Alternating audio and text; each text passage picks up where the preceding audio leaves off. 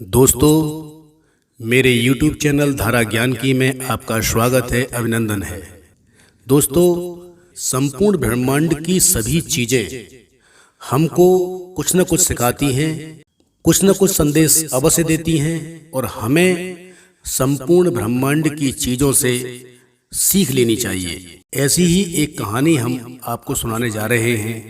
कहानी अगर अच्छी लगे तो मेरे चैनल को लाइक करें, सब्सक्राइब करें और कमेंट करें। एक संत अपने शिष्य के साथ जंगल में जा रहे थे। ढलान पर से गुजरते वक्त अचानक शिष्य का पैर फिसला और वह तेजी से नीचे की ओर लुढ़कने लगा। वह खाई में गिरने ही वाला था कि तभी उसके हाथ में बांस का एक पौधा आ गया। उसने बांस के पौधे को मजबूती से पकड़ लिया और वह खाई में गिरने से बच गया।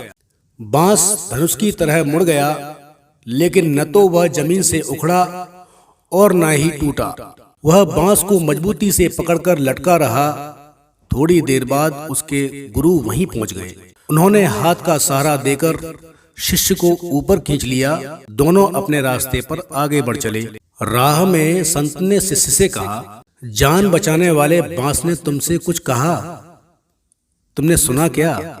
शिष्य ने कहा, नहीं गुरुजी, शायद प्राण संकट में थे, इसलिए मैंने ध्यान नहीं दिया और मुझे तो पेड़ पौधों की भाषा भी नहीं आती।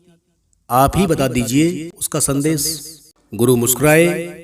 खाई में गिरते समय तुमने जिस बांस को पकड़ लिया था वह पूरी तरह तो मुड़ गया था, फिर भी उसने तुम्हें सहारा दिया और तुम्हारी जान बचा ली। संत ने अब बात आगे बढ़ाई। संत बोले, बांस ने तुम्हारे लिए जो संदेश दिया वह मैं तुम्हें दिखाता हूँ। गुरु ने रास्ते में खड़े बांस के एक पौधे को खींचा और फिर छोड़ दिया। बांस लचककर अपनी जगह पर वापस लौट गया।